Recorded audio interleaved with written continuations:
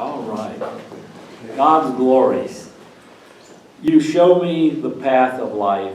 In your presence there is fullness of joy. In your right hand are pleasures forevermore. That's Psalm 16:11.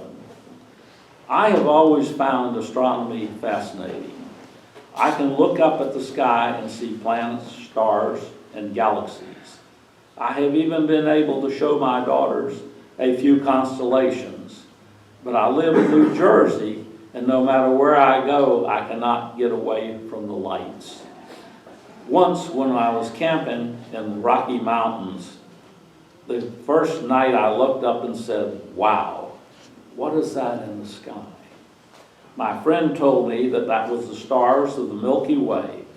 I was awestruck. It was if someone had hurled a bucket of glitter into the night sky. I had never seen such a sight before.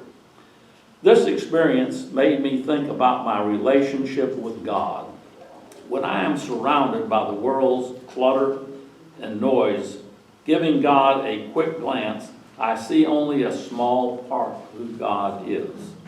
Yet, when I get away from all the competing distractions and open my Bible in quiet contemplation, I see God's glory in all its magnificence. Amen. I feel God's presence and peace, and once again I am awestruck. Anytime I spend hours praying, fasting, and digging deeply into the Bible, I am powerfully aware that I am in the presence of God. Let us pray. Creator God, help us to seek your presence each and every day. Thank you for the many ways you reveal your glory to us. Amen. Amen. Well, I guess I'm it for everything today. Tag, you're it. Except for our wonderful piano player. This is sort of a review of what our class is, where we've been, where we've come from, how we started. So I'm going to ask for some help from time to time. In 1968, 69, and 70, we had a lot of young people that were married, had young children. And we had, Sunday school classes, but they were, they were older. They were much older, and they were very much older. Like we are now. Well, not there. They're still a class older than we are. But it was interesting. We were probably children during World War II.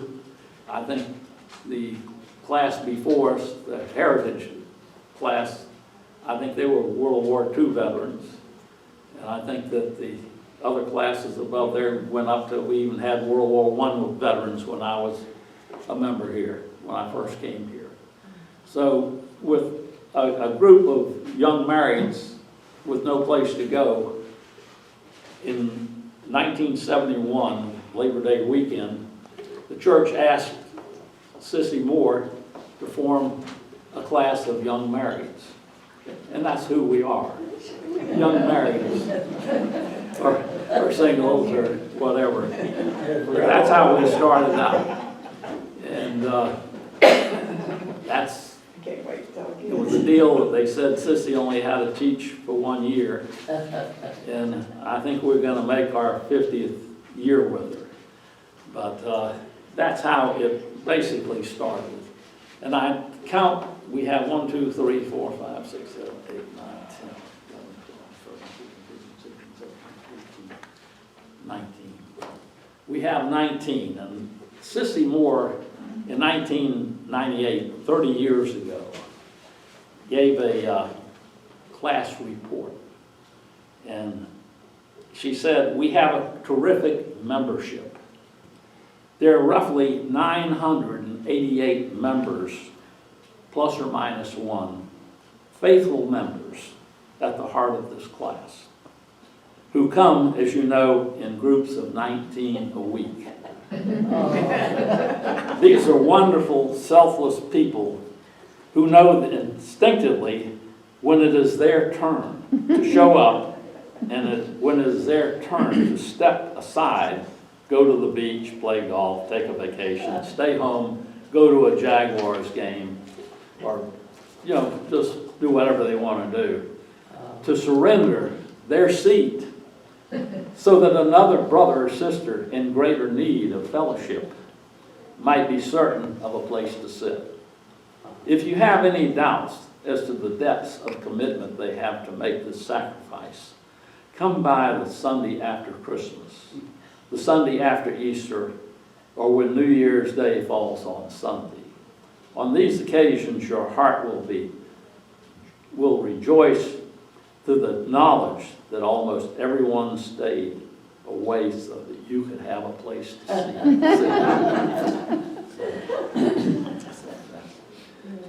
It has been to many a wonderful journey going with this class. I and Patty, my wife, and I see several others who were charter members of this class. And we're getting long in the tooth and older, but we have had a wonderful thing happen in this class. We have grown. We have brought in new members. And although few of our charter members are still with us, the new members have come in, and I mean, they've stepped up. They've become active members in the church. They have gone and done things. And I mean, the things that they have done are really unusual. They have, let's see if I can find it. They have done, where am I here? What's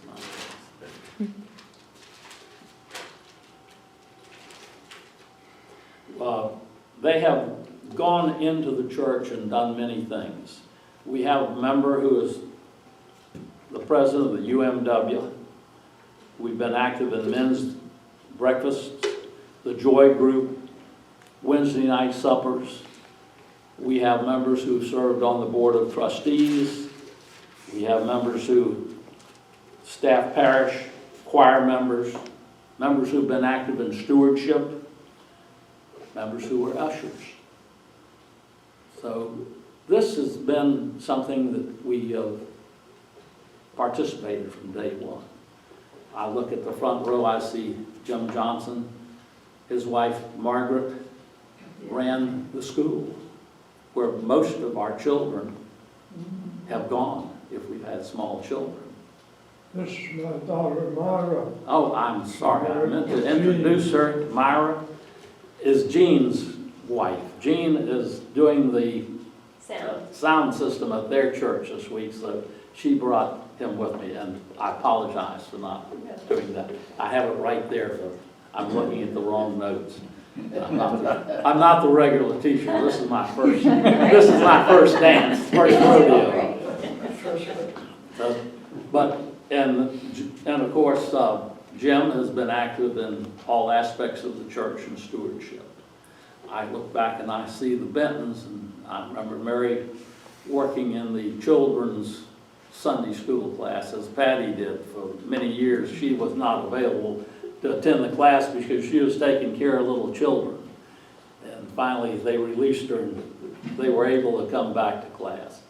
I remember having,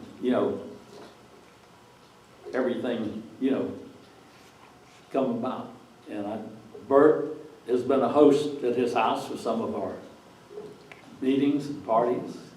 And I remember Jim Reinman, I remember they had a bus full of kids getting ready to go on a skiing trip. And the bus had a problem. And nobody knew what to do, but in comes Jim Reinman, and by gosh, he got a mechanic in there and got that bus going. You remember that? Yeah, and I remember Jim Johnson always brought the coffee, and I love that. Well, you can make that one of your projects that you would like. And Gloria has been active in our church. And I look back and I see Tom Butler, who has been our treasurer and has kept $400 in our treasury for all these years. We've always had $400. That's right. And when you talk about the treasury and what we have done, one of the first things this class did was a music scholarship. at the children's home in Enterprise, Alabama. And we've been doing that scholarship for over 40 years. And then we think of all the other things that we have given to. This year was a good example. We gave to the Guatemala. We gave gift certificates to the children's home in Monticello. So we have really done a lot. We've given to missions, and it's just been wonderful. And then I see our piano player, thankfully. I see the Donovans. Tom has. I was drafted when Miss Gerald. I see that. For many This is years. like the army, you don't volunteer. Yeah. I see If you the. volunteer once, you have it for life. Elected services. I'm not gifted as she was, but we're glad to play a role. Don't forget our Christmas parties, We're gonna get there. Just be patient. where we show our Christian tendencies by not getting mad when somebody takes our favorite present. Well, we'll get to that in just a little bit. And the Donovans, Tom has been our president many times, as Bert has. And you have been president too, as I recall. And Joan has hosted Christmas parties for 30 years. And then I look at my favorite person. You know who you are. Jasmine Don't mess with the. is our wonderful IT department. And it is amazing. I think of our first president, Byron Thompson, who has, he's debilitated, he cannot come to class, and his wife takes care of him full time. He is able to see the classes happen because of this young lady who has dedicated herself as our youngest member to record these so we can send them out on the internet. And then I look at Pat and her husband next to her. My gosh, into everything. I mean, she's done the mission deal, and her husband's always been there. I can always see him washing dishes and being and all that, as well as, helping to run the funerals. And I see Betty, she's always there when we see him serving. And I see Marilyn, who has also been on the member of trustees and been active in the church for, gosh, she was one of the original members too. And we've had gifts at her place. And it's just great. And then I went yesterday to deliver some sandwiches to the funeral they were having. And there was, let's see, hold on, I'm having a memory thing.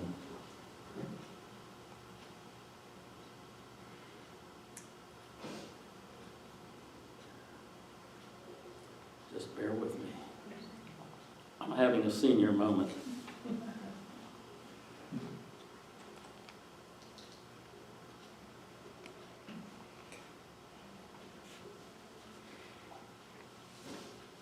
Where am I here?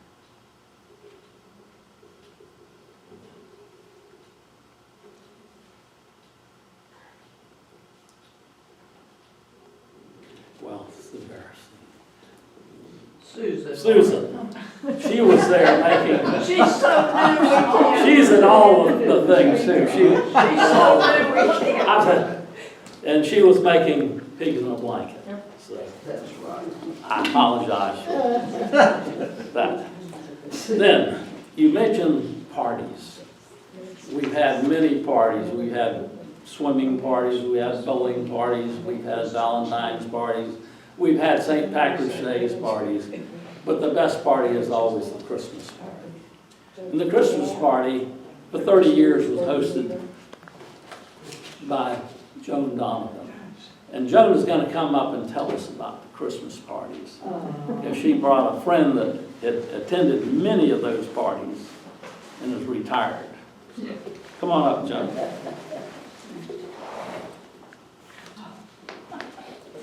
Railroad Charlie, I bet that.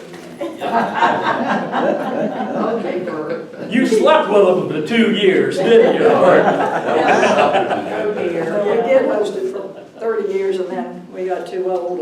gotta go somewhere else, so now we're at San Jose letting them do it. But, you know, we bring funny little gifts. Well, this one is Railroad Charlie, and he came one year to Christmas. The year was, we have dates on here. The first party was in 1978 when he appeared. And we didn't know it, but he had lived with Bert and Mary for a while before that.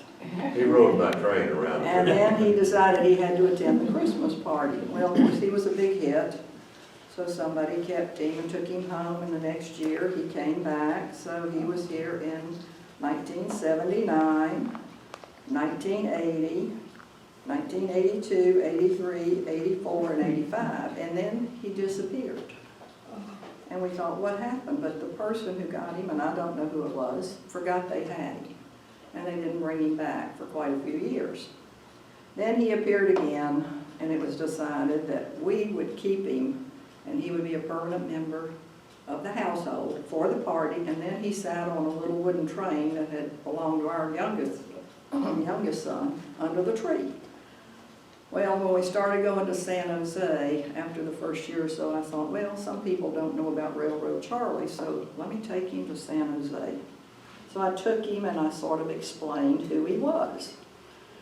And when it was time for the party to be over and everybody left and we were picking up and making sure everything was done, could not find Railroad Charlie. And I was really upset.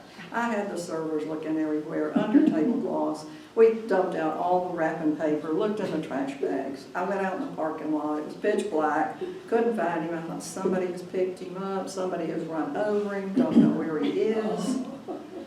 And told him at the desk, if anybody brings him back, he belongs to me. Didn't hear. And I really was upset that we lost him because he'd been a member for so long. A few days later, and I have my suspicions as to who the culprits are, one that was from the class and one that was our youngest son, I happened to walk through the entrance hall and glance at the tree, and Railroad Charlie was in my Christmas tree.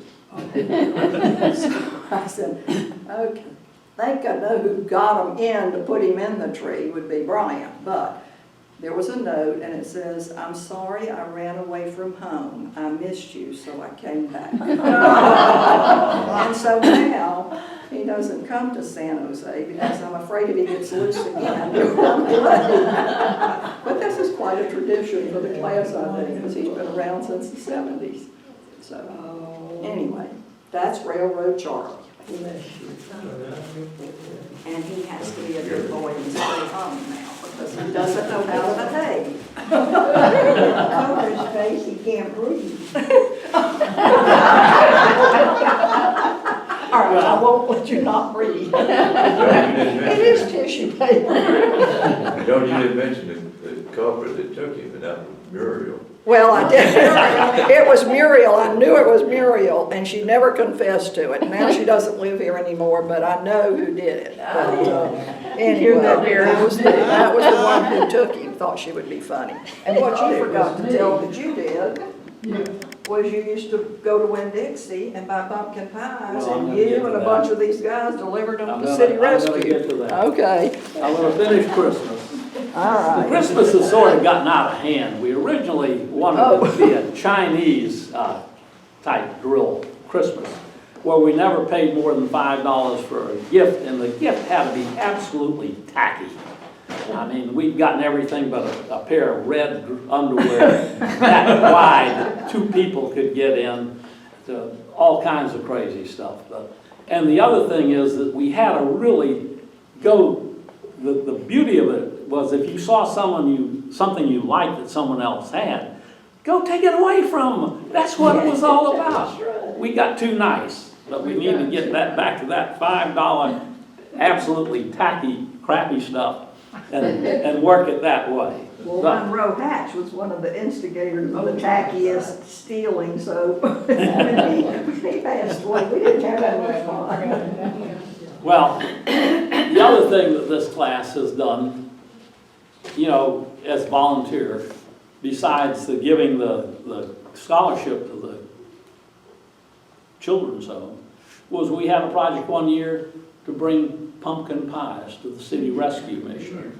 We did that for about 5 years, so everybody in the world started bringing pies. And they changed management and sort of didn't seem to appreciate it, so we went on to something else.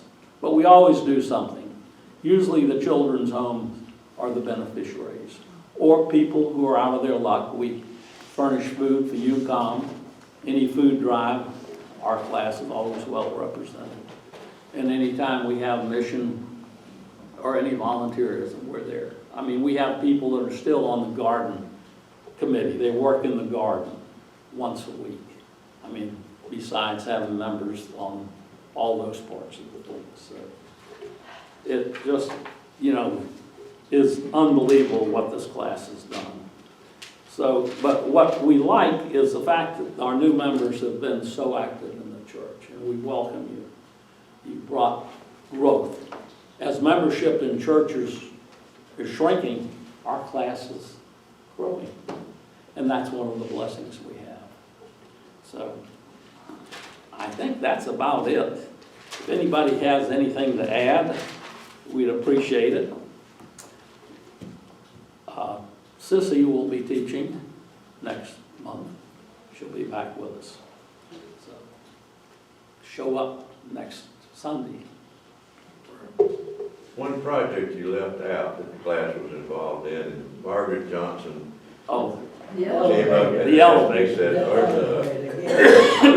we're gonna try to raise money to build an elevator. All of us are getting a little bit, I'm not gonna use, I'll use the word, a little lame about climbing stairs, so we need an elevator. And she said, I need a wingman to go before the church board to make our pitch. Well, we walked in a room, and I have to say, they treated us like two mad dogs foamed at the mouth. And I said, Mark, I didn't know we had this kind of trouble here. She said, yeah, I need some backing. And so, through Margaret's efforts, by God, that we have an elevator. And that's right, and it is because of her Thank you for rolling forward. persistence.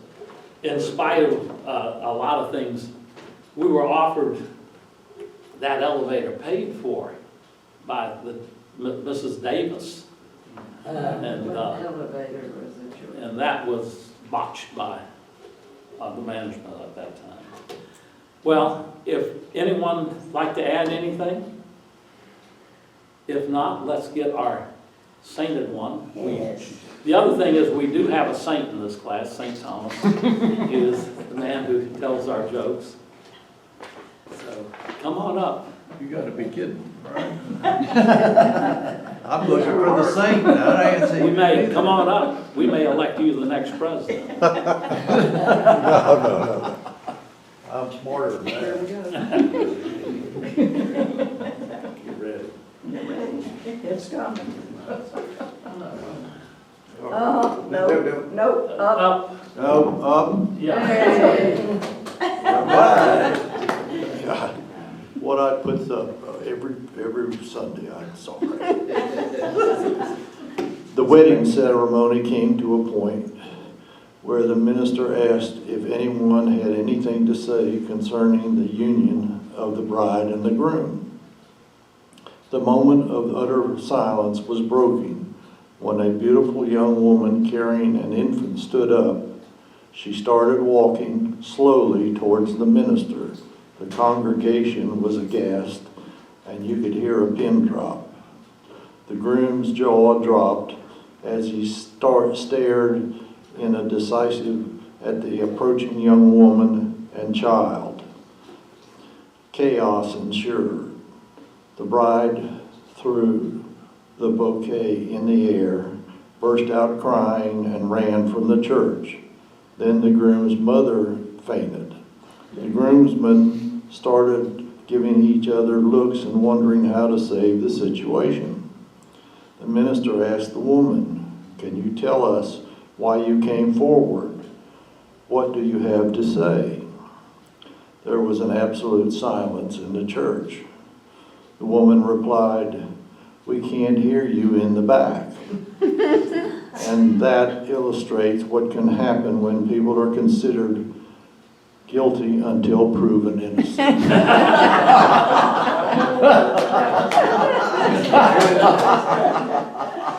If we'll all stand, we'll be dismissed. Let the words of thy mouth, the meditations of my heart, be